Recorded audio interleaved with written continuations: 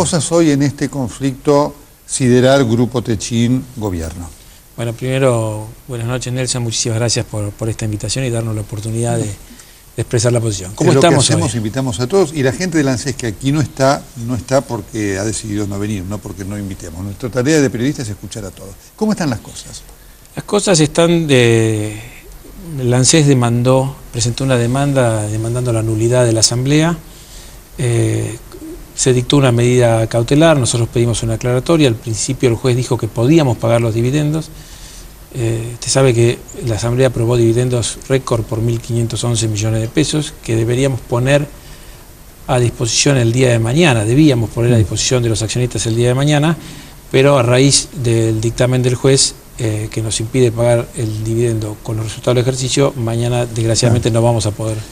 Hay aspectos técnicos que obviamente generan este interrogante. El gobierno dice, lo hemos leído, lo hemos escuchado, en realidad en vez de 1.500 deberían ser como 6.500 millones que Siderar no quiere repartir y no le quiere dar su parte al ANSES. ¿Es así? No, no es así. Todos los resultados del ejercicio habitualmente se reparte una parte a dividendos y otra parte se constituye en reservas que en el fondo se utilizan para invertir y para crecer. Y fue gracias a eso que se han invertido más de 2.000 millones de dólares en los últimos 15 años, hemos triplicado la producción, la acción subió de 2 pesos con 13 que salió a la bolsa en el año 96 a más de 30, por lo cual multiplicó por 15 veces y se usaron esas reservas, es decir, esa reserva le da la potestad al directorio de distribuirla si un año los resultados de la ejercicio no son muy buenos y pueden repartirse dividendos de ahí, pero no constituyen una obligación de repartir dividendos. Correcto. Lo que se ha escuchado por aquellas voces que informan claramente de lo que piensa el gobierno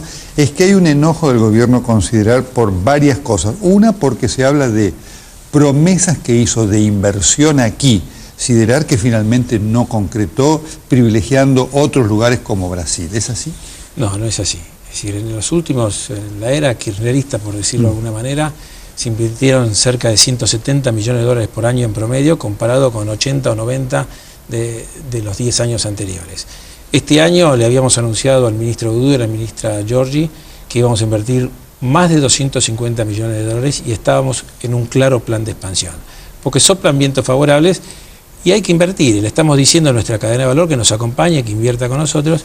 Y entonces este tema me parece que es importante, porque este tema hace a la seguridad jurídica, hace a la estabilidad de las reglas del juego, y me parece que es un debate que vale la pena dar. En la medida que lo hagamos con altura, con madurez, con civilidad, me parece que le sirve al país. Si somos capaces de mostrar que podemos discutir estos temas de fondo, que hacen en el fondo a que los accionistas quieran poner sus fondos en Argentina, inviertan y generen trabajo, me parece que vale la pena. Cualquiera sea el resultado, ¿no? ¿El gobierno qué quiere? ¿Tener injerencia en el manejo de lo que es Siderar o quiere tener acceso a ganancias que entiende debe tener y que Siderar le niega? Yo creo que quiere tener injerencia, nosotros creemos que quieren tener injerencia en la sociedad. Acá para nosotros hubo un cambio profundo de las reglas del juego. Cuando salimos a la bolsa en el 96, las AFJP compraron el 0.7% de la sociedad. A partir de ahí empezamos a crecer, las AFJP le fueron comprando a los privados que iban saliendo, teníamos algunos socios grandes que se fueron de la empresa, compraron, las AFJP juntaron 26%, y en el 2008, cuando se traspasa eso al ANSES, nos encontramos con un socio de sorpresa que tiene el 26%. En la ley, este Congreso mantiene una restricción que para mí era clave para la regla de juego, que es que no se involucren en más de un 5% en el derecho a voto de la sociedad. Independientemente del porcentaje de acciones que tuviera. Independientemente del porcentaje. En otros países se limita también el porcentaje de accionarios, pero en el caso de Argentina se pasó eso, porque el interés de un fondo de pensión, y así estaba entendido, es hacer renta, es buscar renta. Entonces, a veces puede tener intereses, puede haber conflicto de intereses con los intereses de una compañía. Entonces puede comprar y vender una compañía, puede entrar, salir, vender acciones, comprar. Si se involucra el gobierno hay más limitaciones.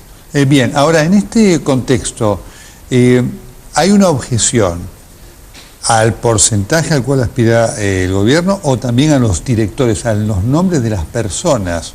En el caso de Axel Kicillof, que el gobierno pretende ubicar como integrante del directorio representante del ANSES en Siderar.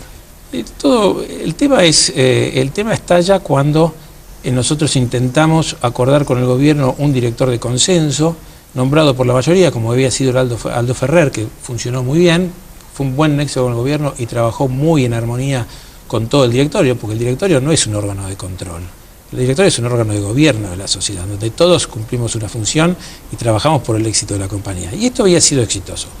Cuando lo nombran embajador en Francia al doctor Ferrer, se habla de su reemplazo y empezamos a hablar de qué nombres teníamos para reemplazarlos. Ahí es donde no nos ponemos de acuerdo y la respuesta fue un decreto de necesidad de urgencia que a nuestro juicio intenta bypassear el Congreso, porque esa limitación del 5% fue votada por ambas cámaras. Entonces, si el Congreso en ambas cámaras decide que tiene que modificarlo, perfecto, se modificará y nosotros acataremos la ley. Pero no me parece que el DNU, no nos parece que un DNU que no había necesidad ni urgencia tenga que cambiar algo que dictaminó el Congreso. ¿Ustedes negociaron con el ministro Boudou el nombre de la persona a reemplazar, proponiendo al economista Bernardo Korsakoff? Hubo nombres de una parte y de la otra. Y digamos, algo que nosotros empezamos a notar con todo esto era el interés de la injerencia, críticas a la internacionalización de la compañía, que para nosotros nos pega en una de nuestras líneas estratégicas más importantes, es decir, gracias a que supimos jugar en la globalización y ser protagonistas y no ser víctimas, es que pudimos crecer en la Argentina. Eso es lo que la gente tenía que entender. Y si a veces dicen invierten en Brasil, inviertan en Colombia, invierten en México, no invierten en Argentina. No es cierto. Argentina, nosotros triplicamos con esa estrategia triplicamos la producción en la Argentina. Gracias a eso pudimos, no hubiésemos podido competir o hubiésemos desaparecido.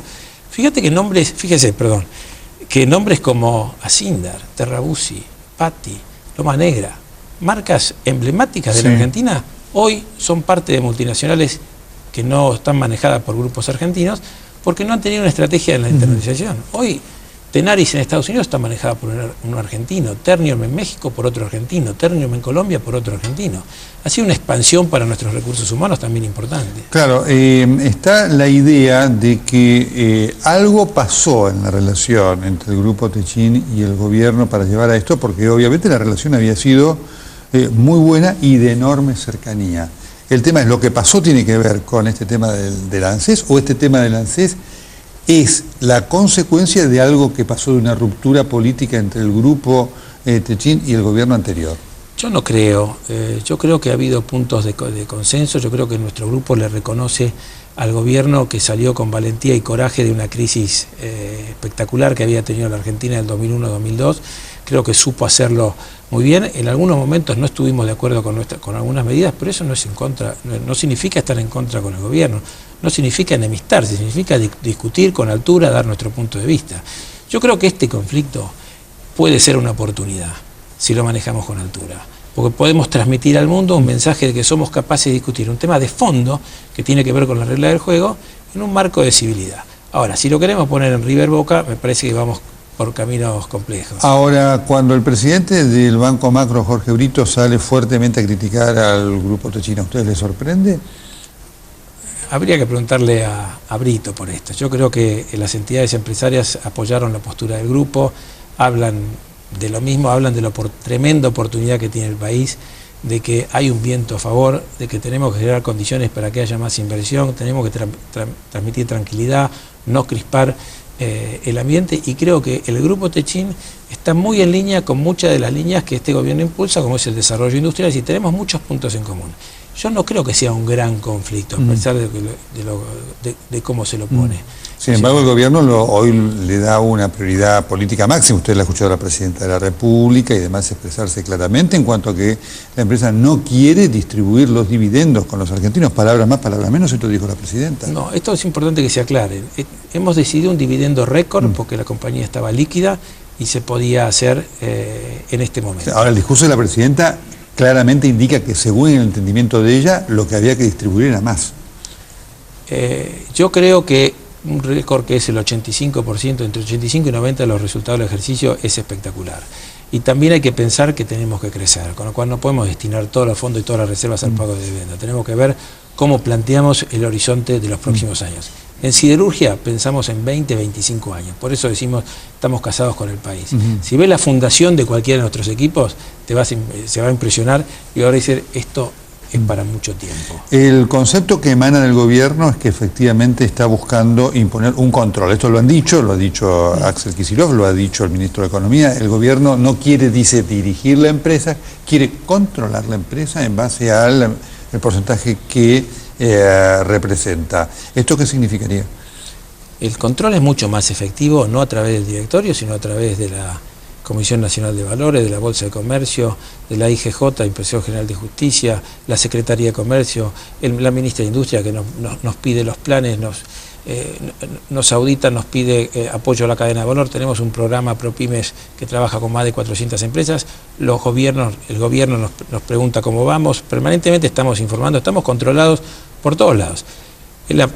Me atrevo a decir que es la compañía más transparente que tiene la Argentina. Balances públicos, tenemos los trabajadores, son socios de la compañía, están en el directorio. ¿Les sorprendió que hayan votado con nosotros en la asamblea? ¿Cambió ese voto? No, hasta ahora. Pero aprobó porque sigue la empresa todo el año, porque están en el Consejo de Vigilancia, porque están en el Comité de Auditoría y trabajan con nosotros palmo a palmo. En las voces que representan el pensamiento del gobierno, la interpretación que le dieron era que el voto de los trabajadores era porque habían tenido miedo a que esta mayor representación de directores del Estado les quitara lugares en el directorio que tienen. Nelson, esas son especulaciones.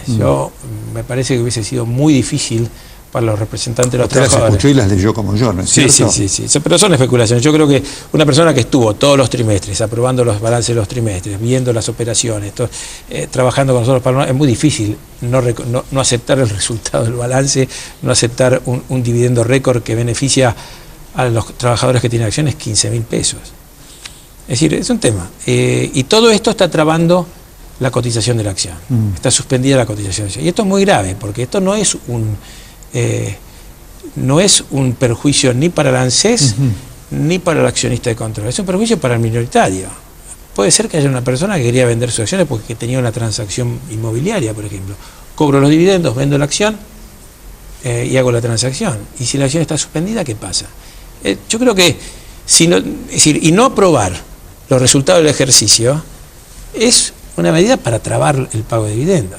Es decir, ¿por qué no se va a aprobar si es la empresa más transparente, controlada por los trabajadores, con el director Ferrer, etcétera, etcétera? ¿Qué tienen nuestros balances? Las voces que, insisto, emanan del gobierno hablan que la empresa lo quería Aldo Ferrer porque era casi un socio más que, en vez de representar al gobierno, representaba a la empresa. No, Aldo Ferrer es una persona que tiene un discurso muy desarrollista, que está muy en línea con muchos lineamientos de este gobierno, pero que tenía la virtud de conocer el desarrollo de la industria siderúrgica en la Argentina. Él inauguró el segundo Congreso del Hierro y el Acero de Latinoamérica allá por los años 50, un tipo que conocía mucho de la industria, que conoció mucho de la historia de Somisa, de la historia de Propulsora Siderúrgica, que es un poco el origen de Siderar, y entendía.